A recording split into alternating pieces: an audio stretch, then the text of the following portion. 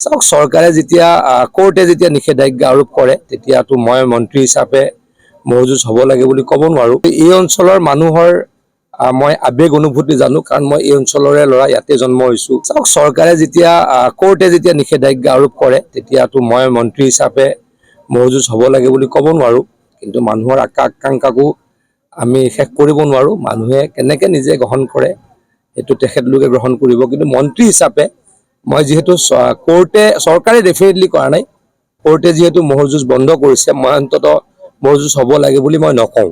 কিন্তু এই অঞ্চলৰ মানুহৰ মই আবেগ অনুভূতি জানো, কাৰণ মই এই অঞ্চলৰে ল'ৰা, ইয়াতে জন্ম হৈছো, ইয়াত ডাঙৰ হৈছো, ইয়াত ৰাজনীতি কৰিছো। গতিকে মানুহৰ আবেগক মই নেওচি কথা ক'বলৈও অসুবিধা। গতিকে মানুহে নিজে সিদ্ধান্ত লওক, তাত মোৰ ক'ব লগা একো নাই। চাওক চৰকাৰে যেতিয়া কোৰ্টে যেতিয়া নিষেধাজ্ঞা আৰোপ কৰে তেতিয়াতো মই মন্ত্ৰী হিচাপে মহজুজ হ'ব লাগে বুলি ক'ব নোৱাৰো। কিন্তু মানুহৰ আকাংক্ষাকো আমি শেষ কৰিব নোৱাৰো। মানুহে কেনেকে নিজে গ্ৰহণ কৰে সেইটো তেখেতলোকে গ্ৰহণ কৰিব। কিন্তু মন্ত্ৰী হিচাপে মই যিহেতু চৰকাৰে ডেফিনেটলি কৰা নাই, কোৰ্টে যিহেতু মহজুজ বন্ধ কৰিছে, মই অন্ততঃ মহজুজ হ'ব লাগে বুলি মই নকওঁ।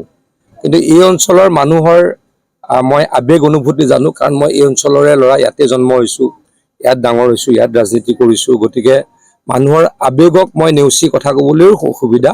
গতিকে মানুহে নিজে সিদ্ধান্ত লওক, তাত মোৰ ক'ব লগা একো নাই। চাওক চৰকাৰে যেতিয়া কোৰ্টে যেতিয়া নিষেধাজ্ঞা আৰোপ কৰে তেতিয়াতো মই মন্ত্ৰী হিচাপে মহজুজ হ'ব লাগে বুলি ক'ব নোৱাৰো।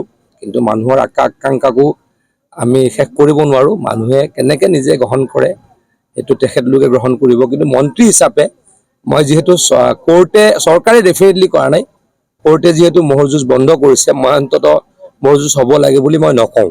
কিন্তু এই অঞ্চলৰ মানুহৰ মই আবেগ অনুভূতি জানো, কাৰণ মই এই অঞ্চলৰে ল'ৰা, ইয়াতে জন্ম হৈছো, ইয়াত ডাঙৰ হৈছো, ইয়াত ৰাজনীতি কৰিছো। গতিকে মানুহৰ আবেগক মই নেওচি কথা ক'বলৈও অসুবিধা।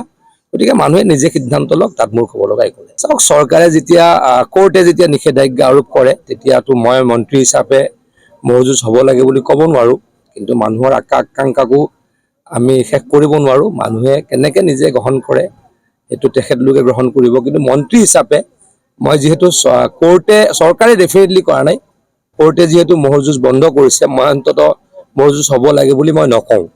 কিন্তু এই অঞ্চলৰ মানুহৰ মই আবেগ অনুভূতি জানো, কাৰণ মই এই অঞ্চলৰে ল'ৰা, ইয়াতে জন্ম হৈছো, ইয়াত ডাঙৰ হৈছো, ইয়াত ৰাজনীতি কৰিছো। গতিকে মানুহৰ আবেগক মই নেওচি কথা ক'বলৈও অসুবিধা।